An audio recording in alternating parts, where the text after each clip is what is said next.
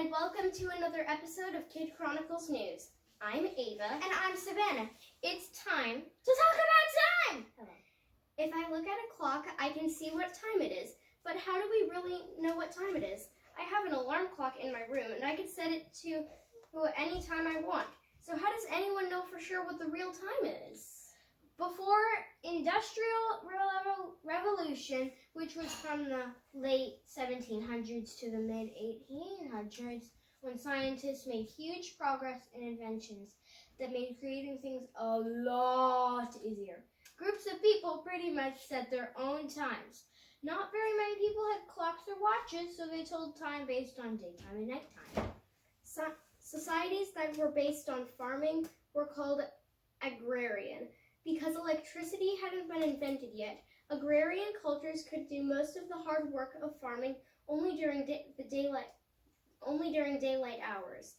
The ancient Romans divided all the time that the sun was up into 12 equal chunks. Those chunks of time changed with the seasons.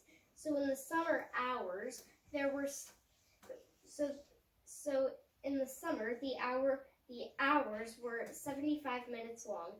But in the winter, the hours were only 44 minutes long.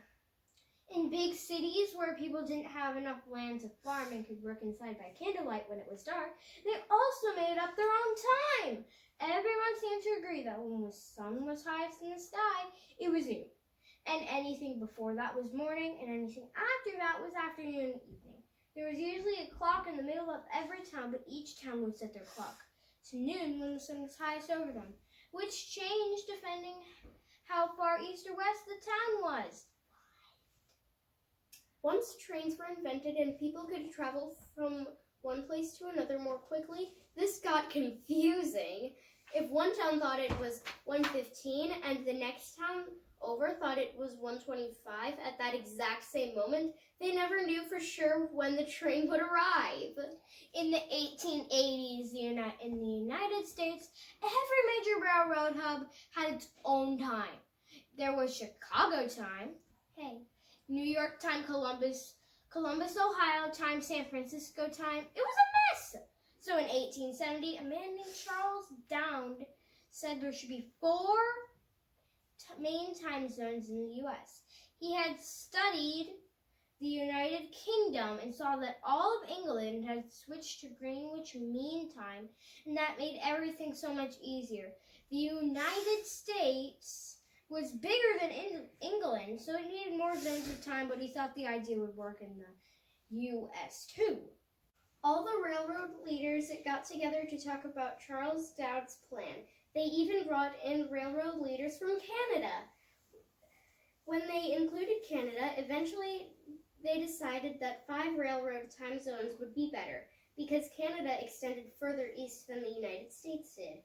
They all agreed that at exactly noon on the 90th, all the railroad leaders got together to talk about Charles Dowd's plan. They even brought in railroad leaders from Canada. When they included Canada, they eventually decided that 5 railroad time zones would be better, because Canada extended further east than the United States did. They all agreed that at exactly noon on the 90th meridian, which is the line of longitude exactly 1/4 of the way around the world from Greenwich, England, everyone would reset their clocks to the new time. On Sunday, November 18th, 1883, a telegraph signal from Pittsburgh, Pennsylvania went out to tell every railroad station it was time. The U.S. government made it official in 1918 when Congress adopted the Standard Time Act, where they agreed that the railroad owners' idea was working well. Thanks for spending time with us, and make sure you're subscribed to our channel so you don't miss the next episode of Kid Chronicles News. Bye!